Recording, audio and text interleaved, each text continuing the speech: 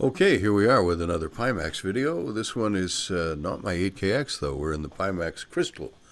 I have a beta test unit and was lucky to be selected as one of the 15 Western beta testers.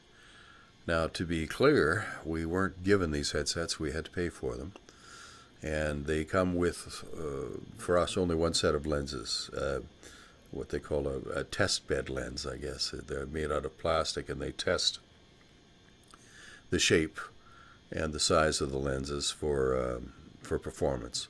If the visual acuity, if the resolution is good enough and everything's working, then they remanufacture them in glass because it's much cheaper to do the prototyping in plastic. But anyway, these lenses are still very, very good. I've got nice clarity across the width of the screen. Inside-out tracking is working really well. I'm not using any base stations, and yet I can still, look around obstacles. Distance clarity is also very good. Everything just looks great. So let's see if we can get this thing to start for us. Now, the engine's already primed, I think. I don't need to. Let's just give her a little. There we go. Little mix. Oh, okay. Try again.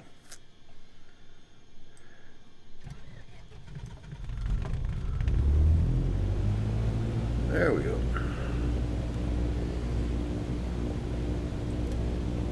So we'll just basically do a circuit here, and it's my first video of the beta testing. So obviously there are still many things I can tweak.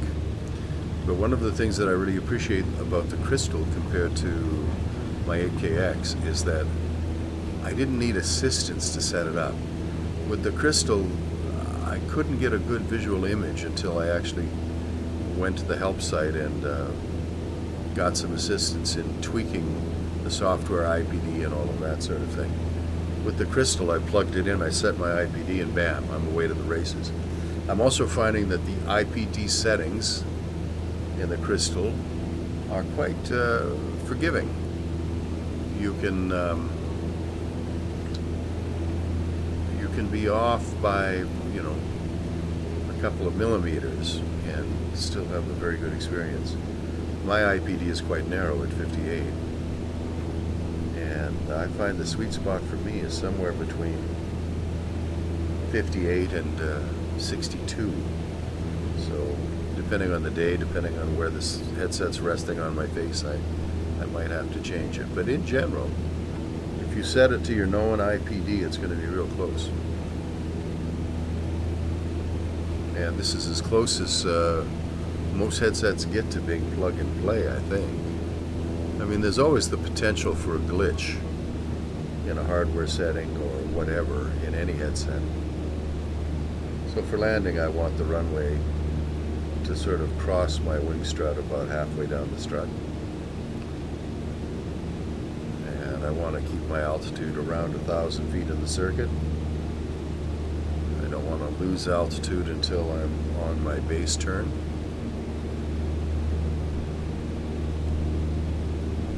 I haven't got this trimmed properly. That's too much talking and I'm not flying. Alright, let's chop the throttle.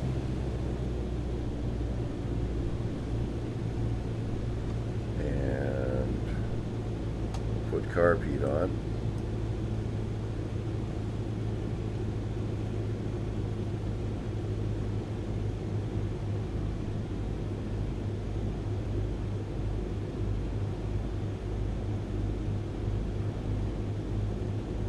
Nice looking iron. I'll do a little slipping turn here.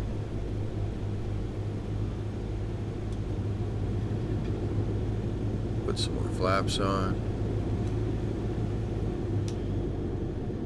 Chop the throttle completely. That windmilling prop helps to slow us down. Add a little more flap. Looks like enough flap. Approach looks good. Let's level off. Round out, look at the far end of the runway. And just hold it back. Think to yourself, don't land, don't land, don't land, don't land. There we go. Oop, get a little right rudder in there. Be a little quicker on the rudder than that, Mr. Dave.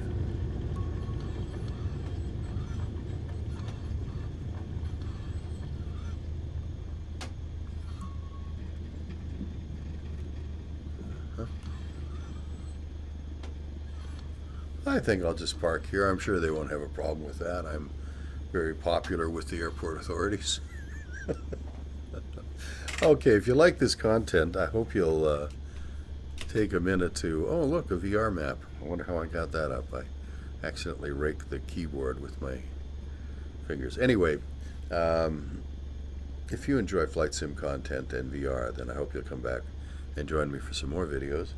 I'm also doing videos on British sports cars this year because I own an MGB and I'll be going to several shows with it, so we're going to have some fun. And if that sounds like a good time to you and you can put up with my rambling, then I hope you'll come back. Dare I ask you to like the video? Subscribe? Oh yes, I do dare. I do dare. If you could, that would really help me out. And thanks for watching.